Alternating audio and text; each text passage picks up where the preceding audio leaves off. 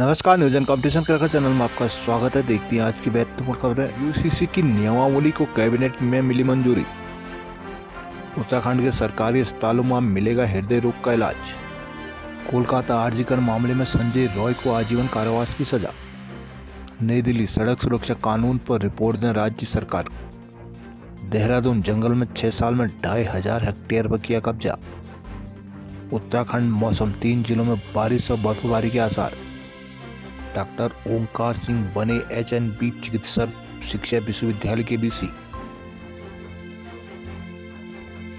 उत्तराखंड में समान नागरिक संहिता यूसीसी के लागू होने का रास्ता साफ हो गया। सोमवार को सचिवालय मुख्यमंत्री पुष्कर सिंह धामी की अध्यक्षता में हुई बैठक में यूसीसी की नियमावली को मंजूरी दे दी गई। साथ ही यूसीसी को राज्य में विधिवत रूप से लागू करने की तारीख तय करने के लिए कैबिनेट ने मुख्यमंत्री को अधिकृत किया है। उत्तराखंड में यूसीसी के 26 जनवरी से विधिवत रूप से लागू होने की संभावना जताई जा रही है। इसके साथ ही उत्तराखंड यूसीसी लागू करने वाला देश का पहला राज्य बन जाएगा। सूत्रों के अनुसार कैबिनेट बैठक में कुछ विभागों नियमावली से जुड़े प्रस्ताव भी रखे गए, लेकिन सर्वाधिक महत्वपूर्ण यूसीसी की नियमावली रही है। कैबिनेट ने विचार विमर्श करने के बाद सर्वसम्मति से इस पर मोहर लगा दी है। मालूम हो कुछ दिन पूर्व ही यूसीसी लागू करने को नियमावली बनाई गई थी, जिसमें आंशिक संशोधन के बाद कार्मिक और वित्त विभाग को भेजी गई थी। यूजीसी में सभी धर्म, जाति व वर्ग के लोगों के लिए समान अधिकार सुनिश्चित किए गए हैं। हालांकि प्रदेश में निवास करने वाली 5 जनजातियों भोटिया, थारू, जौनसारी, बोक्सा और राजी को यूसीसी से बाहर रखा गया है। प्रदेश में यूसीसी लागू होने से पूर्व 21 जनवरी को मॉक ड्रिल की जाएगी। इस दौरान सरकार वेब पोर्टल पर शादी, तलाक, लिव इन, उत्तराधिकारी आदि का रजिस्ट्रेशन कराने का अभ्यास किया जाएगा, जिससे सुनिश्चित किया जाएगा कि यूसीसी लागू होने में कोई तकनीकी समस्या ना ही। मॉक ड्रिल के दौरान अधिकारी कर्मचारी वेब पोर्टल पर लॉगिन कर सेवाओं की प्रक्रिया रखेंगे। मॉक ड्रिल में कई सरकारी विभागों के साथ कॉमन सर्विस सेंटर के प्रतिनिधि भी भाग लेंगे। इसके लिए जिला स्तर पर नोडल अधिकारी बनाए गए हैं।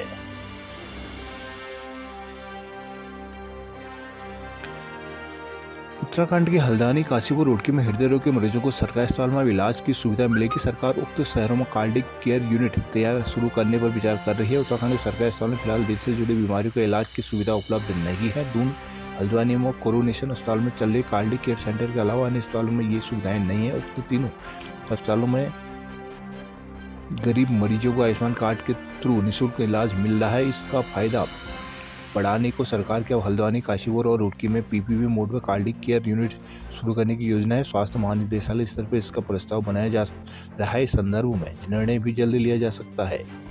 उत्तराखंड मौसम, उत्तराखंड में बुधवार और निकाय चुनाव के दिन गुरुवार को प्रदेश भर में बारिश और ऊंचाई वाले इलाकों में बर्फबारी के आसार है। इससे पहले मंगलवार को 3 जिलों उत्तरकाशी, चमोली और पिथौरागढ़ में हल्की बारिश की संभावनाएं हैं।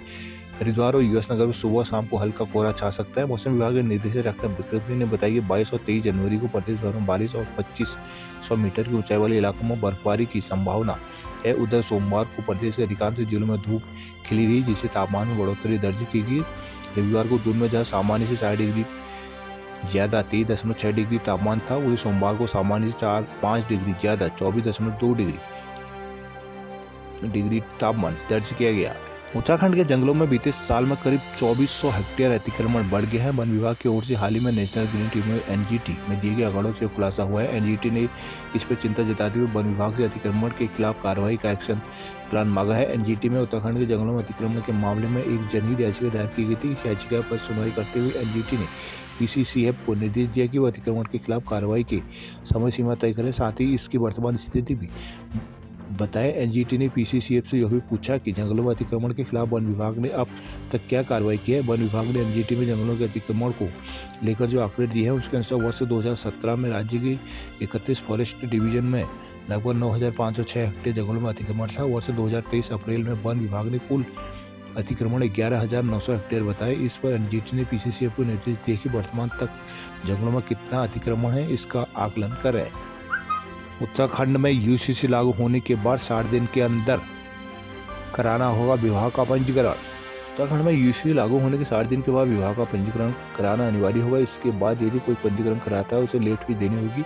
26 मार्च से 2010 से पहले जिनका विवाह हुआ है, उन्हें पंजीकरण के 6 माह का समय दिया गया है। इससे पूर्व वाले विवाहित जोड़े इच्छानुसार अपने रजिस्ट्रेशन करा सकते हैं। उनके लिए विवाह पंजीकरण अनिवार्य नहीं है। सूत्रों के अनुसार सोमवार को हुई कैबिनेट की बैठक में यूसीसी की अंतिम नियमावली की मंजूरी दी है, जिसमें विशेषकर विवाह विवाह विच्छेद विवाह की अकृत यदि कोई गैर कानूनी है और अमान्य है इसे शून्य विवाह भी कहा जाता है। अकृत विवाह को न्यायालय की ओर से अकृत्यता की डिग्री देकर घोषित किया जाता है। इच्छापत्री एवं गैर इच्छापत्री उत्तराधिकार, सहवासी संबंध, लिव इन इत्यादि से जुड़े विस्तृत प्रावधान किए गए हैं। सभी में पंजीकरण की अनिवार्यता की गई है। सरकार ने तत्काल सेवा के लिए त्वरित पंजीकरण के लिए अलग शुल्क निर्धारित किया है। बद्रीनाथ धाम में मार्च से फिर शुरू होगी मास्टर प्लान के तहत कार्य। विश्व प्रसिद्ध करोड़ों हिंदुओं की आस्था के धाम बद्रीनाथ धाम में बद्रीनाथ मास्टर प्लान के तहत कार्य किए जाने कार्य मार्च माह से फिर शुरू होंगे। बद्रीनाथ में भारी बर्फबारी और कड़ाके की ठंडी के कारण अभी मास्टर प्लान का कार्य रुका पड़ा है। बता दें उत्तराखंड में बड़े निर्माण कार्य योजना में प्रधानमंत्री नरेंद्र मोदी के ड्रीम प्रोजेक्ट में बद्रीनाथ मास्टर प्लान का निर्माण कार्य भी है। जिलाधिकारी संदीप तिवारी ने सोमवार को बद्रीनाथ मास्टर प्लान के कार्य को लेकर आयोजित समीक्षा बैठक की अध्यक्षता भी की। लोक निर्माण विभाग के अधिकारी ने बताया कि बद्रीनाथ धाम में बर्फ कम होने के बाद मार्च से ही तेजी के साथ मास्टर प्लान के कार्य शुरू किए जाएंगे। श्रीनगर अलकनंदा में अवैध खनन पर जेसीबी पोकलैंड मशीन की गई सीज। रुद्रप्रयाग में अवैध शराब के साथ 3 किए गए गिरफ्तार।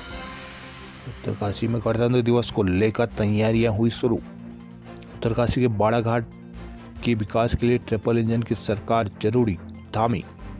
गोदियाल का रुद्रप्रयाग में चुनाव जीतने का दावा। श्रीनगर बाजार से रामलीला मैदान तक निकला रोड शो। उत्तरकाशी का मांग मेला मंच व पांडव नृत्य रहा आकर्षण का केंद्र। उत्तरकाशी जिले के पौराणिक, धार्मिक और सांस्कृतिक विकास मेला बाड़ाघाट कूथलू के 6ठे दिन की सांस्कृतिक संध्या लोक नाट्य दल संवेदना समूह के नाम रही। इस मौके पर दल के सदस्यों ने काशी कुंडार नाटक का मंचन किया, जिसमें बाड़ाघाट क्षेत्र के आराध्य देव कंडार देवता की उत्पत्ति की लोक कथा के मंच पर जीवंत किया गया। वहीं इससे पूर्व समूह के कलाकारों ने पांडव नृत्य, महाभारत के 13वें दिन के युद्ध की प्रस्तुति दी। रामलीला मैदान में जिला पंचायत की ओर से आयोजित पौराणिक माघ मेले में रविवार की 6वीं संस्कृति संध्या के लोक नाट्य दल संवेदन समूह ने एक बार फिर माघ मेले पर अपनी छाप छोड़ी। कोटद्वार में राष्ट्रीय खेलों के सुमंगर मौली का किया गया स्वागत। नैनीताल जल जीवन मिशन में नैनीताल जिले के अफसरों पर कार्रवाई की संस्कृति। योजना में पेयजल एजेंसी की लापरवाही पर शासन की सख्ती के बाद जिला प्रशासन भी सख्त मोड में आ गए हैं। एडीएम नैनीताल ने जिले की 58 पेयजल योजनाओं को लेकर रिपोर्ट सचिव पेयजल शैलेश बेगुल को सौंप दी है, जिनमें जल संस्थान के अफसरों की भूमिका पर गंभीर सवाल उठाते हुए सख्त कार्रवाई की संस्कृति की गई। जिलाधिकारी नैनीताल वंदना सिंह ने अपनी विस्तृत रिपोर्ट पर 58 पेयजल योजनाओं को लेकर जल संस्थान के एक सिरे से कलई खोलने का काम किया है। रिपोर्ट में बताया गया है कि कुल 58 योजनाओं में से 15 योजनाएं ही पूरी की गई से 43 पेयजल योजना निर्माणाधीन है। 10 योजनाओं की भौतिक प्रगति 91 से 99%, 14 योजनाओं की 76 से 70%, 17 योजनाओं की 51 से 75% के साथ ही शेष 2 योजनाओं की भौतिक प्रगति 26 से 50% है। इसके साथ ही निर्माणाधीन 43 योजनाएं ऐसी हैं जो अनुबंध की तिथि समाप्त होने के बाद भी पूरी नहीं हो पाई है। हल्द्वानी में संदिग्ध की कस्टडी से फरार होने पर चौकी प्रभारी समेत 3 हुए सस्पेंड। पुलिस हिरासत से नेपाली युवक के भागने के मामले में एसएसपी ने आरटीओ चौकी प्रभारी समेत 3 पुलिसकर्मियों को सस्पेंड कर दिया है। गंभीर मामले में लापरवाही बरतने पर एसएसपी ने यह कार्रवाई की है। नेपाल भागने की आशंका को देखते हुए एसएसपी ने पुलिस की एक टीम नेपाल बॉर्डर की ओर रवाना कर दी है। रविवार रात लघु शंका का बहाना बनाकर आरटीओ चौकी से फरार होने वाले नेपाल निवासी प्रेम सिंह के मामले में लापरवाही की घात सोमवार को पुलिसकर्मियों पर गिर गई है। एसएसपी प्रहलाद नारायण मीणा ने चौकी इंचार्ज बलवंत कंबोज समेत एएसआई सुमित कुमार और कांस्टेबल मनीष कुमार उप्रेती को तत्काल प्रभाव से सस्पेंड कर दिया है। पुलिस जांच में प्रथम दृष्टया ये जानकारी हाथ लगी। नेपाल निवासी प्रेम सिंह उस नौकरानी रंबा जीसी का राजा है जिन्होंने मुखाने के प्रतिष्ठित कारोबारी और उसकी पत्नी का नशीला सूप पिलाकर लाखों चोरी की वारदात को अंजाम दिया था। पुलिस हिरासत से भागे नेपाल युवक की धरपकड़ के लिए नेपाल सीमा तक अलर्ट जारी कर दिया गया है। एसओ सिविल पुलिस समेत 3 टीमें इसकी तलाश में जुटी है। एक टीम नेपाल बॉर्डर भी रवाना हो गई है। रानीखेत चौबटिया में रोड बंद करने से लोगों में गुस्सा।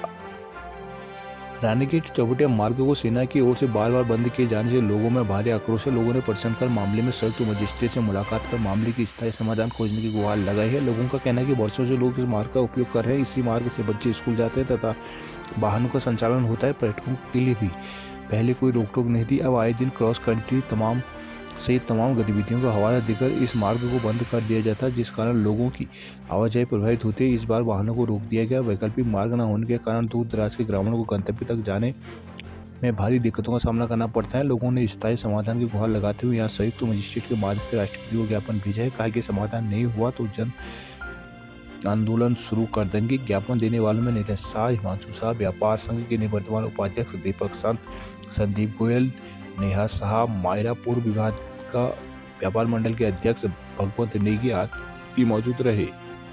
निकाय चुनाव को देखकर धारचूला में आज शाम से सील रहेगी नेपाल सीमा।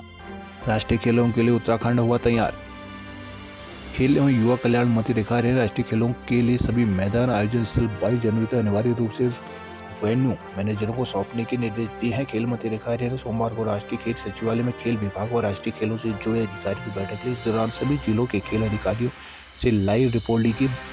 बैठक के बाद रेखा आर्य ने बताया कि सभी जिलों में आयोजन स्थलों पर वेन्यू मैनेजर पहुंच गए। उन्होंने अधिकारियों को कहा कि सभी आयोजन स्थल वेन्यू मैनेजरों को सौंपे जाए। वहीं 38वीं खेल से पहले हल्द्वानी शहर पर्वतीय संस्कृति के रंग में रंगा नजर आएगा। 3 पानी में से काठगोदाम तक 45 सरकारी भवनों पर पहाड़ी अर्पण के साथ ही शुभंकर मौली उकेरा जाएगा। सोमवार को इस पर कार्य शुरू किया जाएगा। नगर आयुक्त ऋचा सिंह ने निरीक्षण कर बताया कि सरकारी के साथ ही निजी भवनों को पर्वतीय संस्कृति के अनुसार सजाया जा रहा है। खेल के प्रचार प्रसार लाइव प्रसारण को शहर में 5 बड़ी स्क्रीन लगाई जाएंगी। हरिद्वार गंगा कॉरिडोर बनाने के लिए नहीं टूटेगा कोई प्रतिष्ठान, धामी।